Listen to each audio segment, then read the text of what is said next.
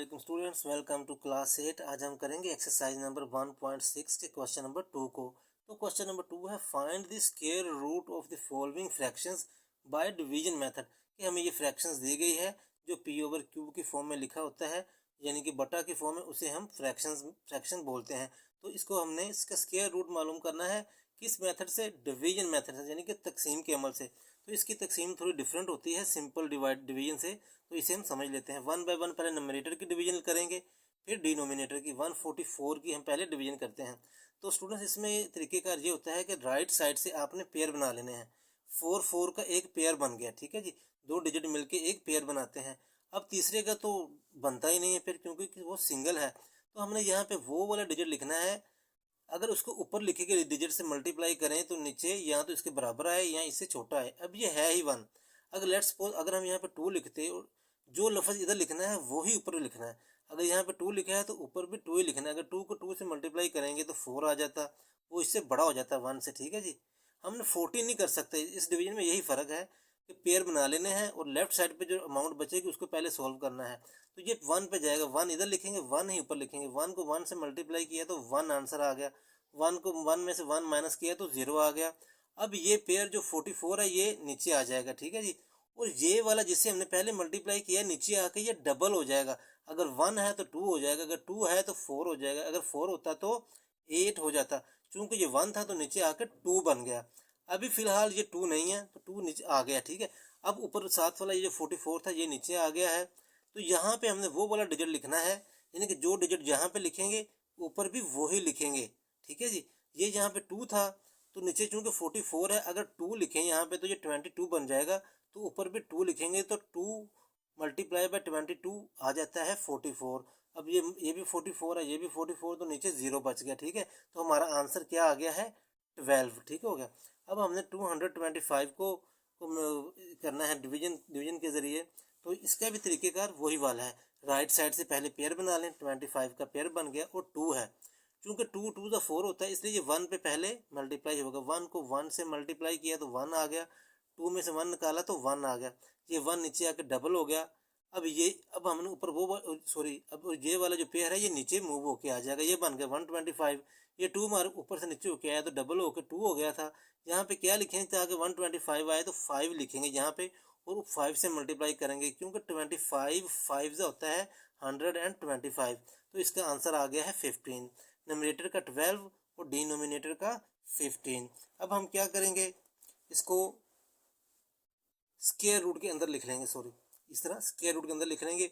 और इसके सामने चाहे लिख लें ये वाला 12/15 इसका आंसर है, ठीक है। और बाकी जितने भी सवालात है उसका भी सारों का प्रोसीजर सेम है। यहाँ पे जगह नहीं बची थी इसलिए मैंने नीचे लिख दिया है। अब इन स्क्वायर रूट लिख के इज इक्वल टू डाल के 12/15 इसके सामने भी लिख सकते हैं। ये सवाल का आंसर आ गया। क्वेश्चन नंबर 2 सोल्व करते हैं जी। ये भी उसी मेथड का है। इसका अलग से डिवीजन करेंगे, इसको अलग से करेंगे। तरीकेकार वही है। राइट साइड से आपने पेयर बना लेने हैं, लेफ्ट साइड पे जो बचे उसको डिवाइड करना है। तो 1 1 सा 1 आ गया, 1 में से 1 निकाला तो 0, ये 1 नीचे आके डबल हो गया। अब और ये वाला जो पेयर है नीचे आ गया 69।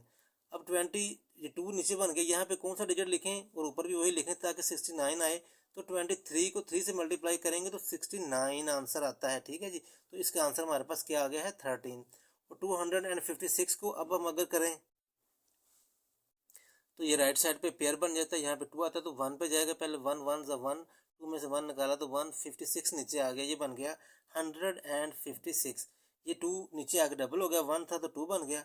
अब 20 यहाँ पे 6 लिखें तो 26 बन जाता है, ठीक है जी। 26 को 6 से मल्टीप्लाई करें तो 156 आता है। तो 256 का आंसर आ गया है 16।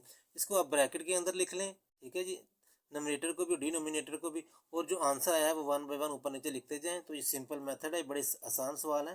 तो ये क्वेश्चन नंबर 2 भी हमारा सोल्व हो गया है जी। क्वेश्चन नंबर 3 है, ये मिक्स्ड फ्रैक्शन दी गई है। पहले हम इसे इम्प्रॉपर फ्रैक्शन में लिख लेते हैं। डिनोमिनेटर को मल्टीप्लाई करेंगे होल नंबर से, जो आंसर आएगा उसमें नोमिनेटर को प्लस कर देंगे तो वो हमारा नोमिनेटर बन जाएगा, ठीक है जी। वो बन गया 361 और डिनोमिनेटर वैसे लिखा गया। अब 1 बाय करके पहले इसको भी डिवीजन मेथड इस पे अप्लाई करते हैं, फिर नीचे डिनोमिनेटर पर डिवीजन मेथड अप्लाई करेंगे।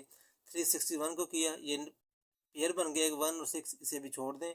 लेफ्ट साइड वाले को देखें 3 है तो ये 1 पे जाएगा, 1 को 1 से मल्टीप्लाई किया तो 3 में से 1 निकाला तो 2 आ गया, ये नीचे आके डबल हो गया, ठीक है।